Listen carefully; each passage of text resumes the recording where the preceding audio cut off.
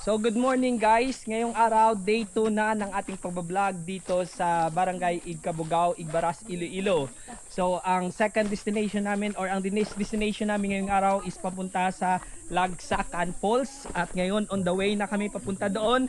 Medyo malayo yung travel time namin dito kasi according sa aming guide about 1.5 hour yung paglalakad papunta sa may Lagsakan Falls. Depende pa sa kung gaano kabilis yung pacing or yung trekking namin, yung paglalakad namin dito kasi medyo mahirap. At the same time may bago kaming recruit na member, so hindi pa namin alam kung anong level siya, pero very exciting para sa kanya na ma-experience yung ganitong journey or experience or travel. Nalilito na rin ako guys kasi alam nyo kung bakit day 2 na ng aming ikot dito sa kabundukan ng Igbaras. And yung energy level namin, sabi ko kanina, is iba na compare sa first day kasi ngayon medyo pagod kami dahil sa kulang yung tulog at pahinga, at kahapon buong araw rin kami nag-ikot dito, buong araw lumangoy, at sobrang init na rin ng panahon dito. Pero kung i-compare sa may patag, mas maganda yung dito, yung temperatura, hindi ganoon kainit, at yung kagandahan pa, yung tubig sa falls is sobrang lamig. Kaya ngayon guys, sundan nyo ulit yung panibago naming adventure ngayong araw, ang day 2 namin dito sa Barangay Igkabugao, Igbaras, Iloilo. At samahan nyo kami na tunghayan natin ng sabay-sabay kung gaano kaganda yung Lagsakan Falls na dito lang makikita sa Igbaras, Iloilo. So tingnan nyo kung gaano kaganda yung view dito guys. Ayan.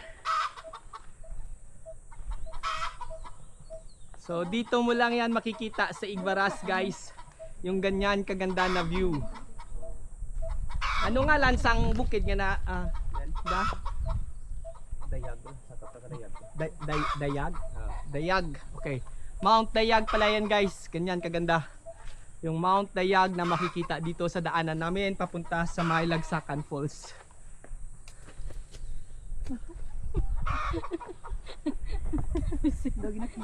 So guys, hindi talaga to pwede sa beginner. Hindi ko expect na ganito kahirap. Well, actually, medyo concern ako kay Mariel. Dahil guys, alam nyo kung ano mangyayari. Pag nahulog ka dyan sa baba, so sigurado hindi ka na mabubuhay. So mahigit sa 100 meters yung taas nito. Siguro 300 meters dire-diretso. 90 degree yung sloping nito guys ng bundok na dinadaanan namin. Dito kami sa gilid ng bundok na madaan. Hindi siya madali guys. So ayan. So at least alam nyo na sa mga nagbabalak na pumunta dito, panoorin nyo yung buong video na ito para mayroon kayong idea kung ano yung sitwasyon ng daanan papunta sa may Lagsakan Falls. So ngayon na na-realize ko na or intindihan ko na kung bakit hindi lahat ng mga tourist guide dito is gustong sumama, kasi masyado palang risky yung daanan papunta sa may Lagsakan Falls. Sobrang taas guys, sobrang taas. Yet, wait, stay yan na yet, pauna si Manong yet. Nakasanga na Dr. Spatos. Yet pauna ha siya yet, kay hindi mo na kaya kung ano, wala kasang kaptan sa tubang. Mamuna ka no? So guys, patayin ko muna yung camera kasi medyo delikado. So yan guys, iniwanan na tayo ng kasama natin. So habol tayo. Ganyan talaga pag cameraman ka, vlogger ka, ikaw yung magdi-document ng lahat-lahat. So medyo mahirap. Sa gitna tayo ng mga kagubatan dumadaan. Hindi ko alam kung tama yung dinadaanan ko or mali. So ito yung mga kawayan to guys. Sa puno ng kawayan tayo dumadaan.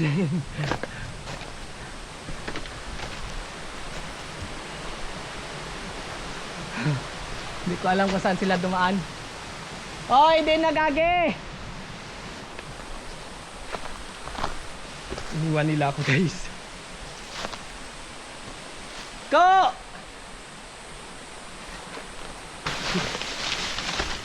Hindi ko alam kung saan sila dumaan. Dito. Dito pala. Ayan pa.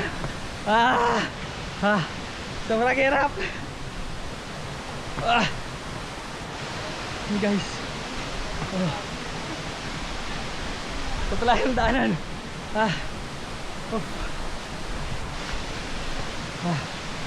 Sobrang hirap.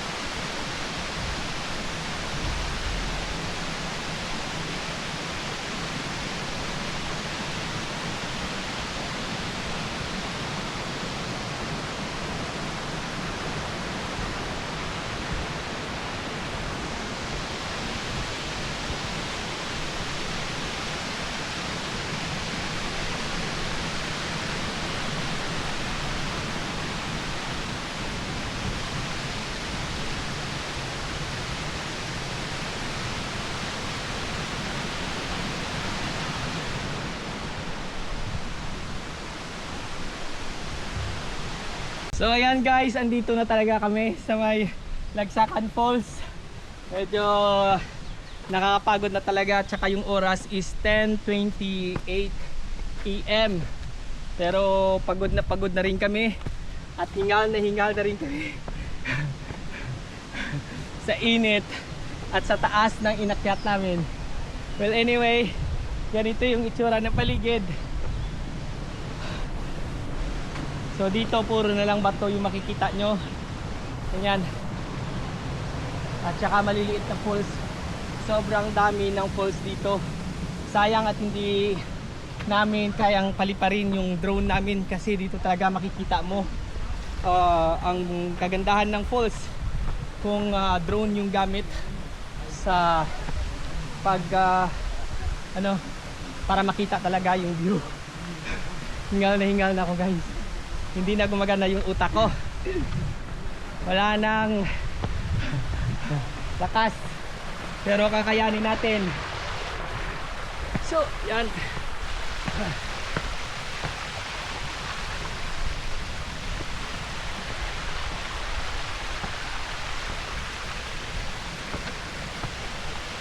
Basta gusto yan guys, kaya yan.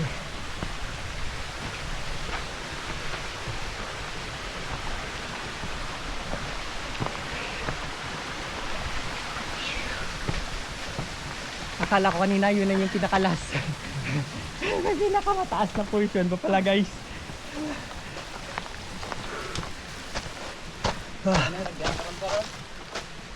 Okay. Pero madali nang pabalik karong Dimage. Okay. Ate sige. Okay.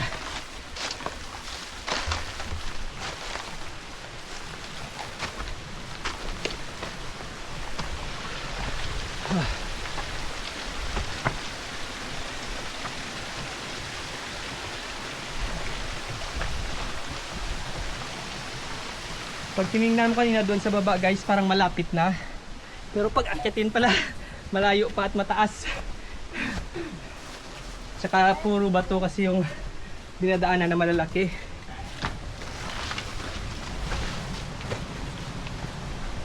At masikip rin.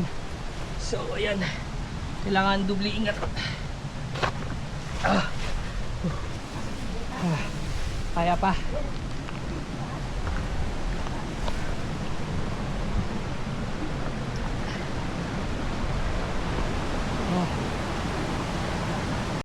So guys, finally andito na tayo sa Lagsakan Falls. So thank God at nakarating kami dito at walang masamang nangyari sa amin. Sa sobrang hirap ng napagdaanan namin guys, or sa mga dinadaanan namin, hindi ko akalain na makakarating kami dito sa lugar na ito. So siguro, sabi ko kanina, hindi na to siguro namin mauulit pa kasi sobrang hirap ng daanan dito guys. At the same time, pag tag-ulan siguro or pag basa yung lupa, hindi kaya napuntahan yung lugar na ito dahil sobrang taas, sobrang tarik. at delikado talaga guys na puntahan yung lugar na ito. So sa mga nagbabalak na pumunta dito, so panoorin nyo yung buong video na to para malaman nyo kung ano yung mga possible na madadaanan nyo at yung mga tips na makukuha nyo sa video ito. Hopefully meron kayong mga tips na makukuha. Sabi ko kanina, very important na meron kayong mga first aid kit dahil sobrang delikado ng lugar at kailangan talaga is isipin natin lahat ng mga kasama natin kasi pag nahulog ka sa bangin dito, wala nang second chance. Langit na talaga yung bagsak mo. Pero pag ganito naman kaganda yung lugar, pag ganito naman kaganda yung falls na pupuntahan mo, sulit na sulit lahat ng pagod. So ayan guys, i-enjoy ko muna yung stay namin dito at kayo, good luck rin sa lahat ng nagbabalak, and then God bless. So palagi nating isipin na dapat ingatan natin yung kalikasan. Maraming salamat po sa pagsubaybay sa aming video na ito at paki-share na din po at like ng video na ito. Have a nice day, bye bye. Ayan guys, maliligo na tayo sa falls. Woo!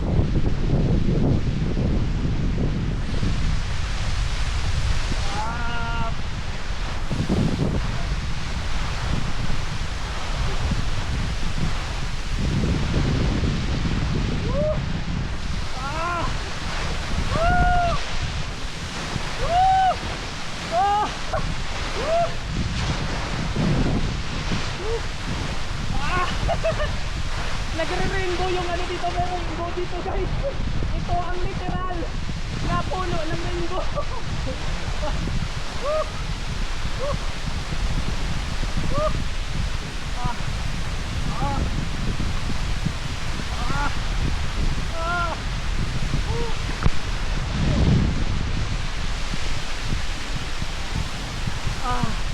Oh, masarap, sobrang sarap dito.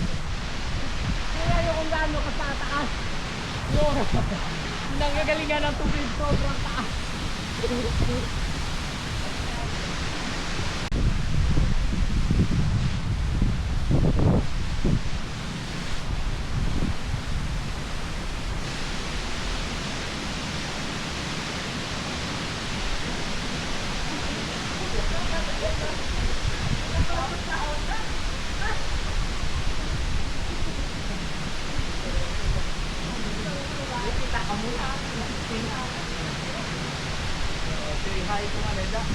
Hi, pabili ko na rin.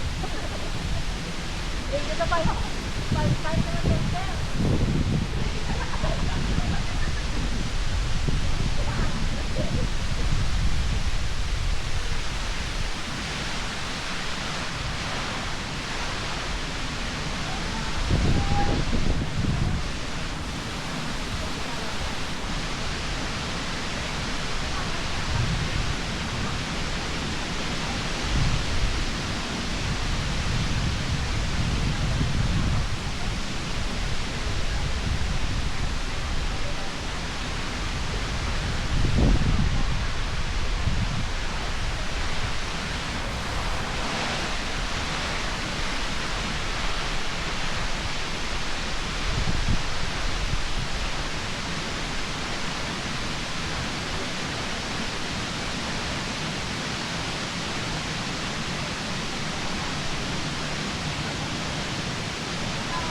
Bawal.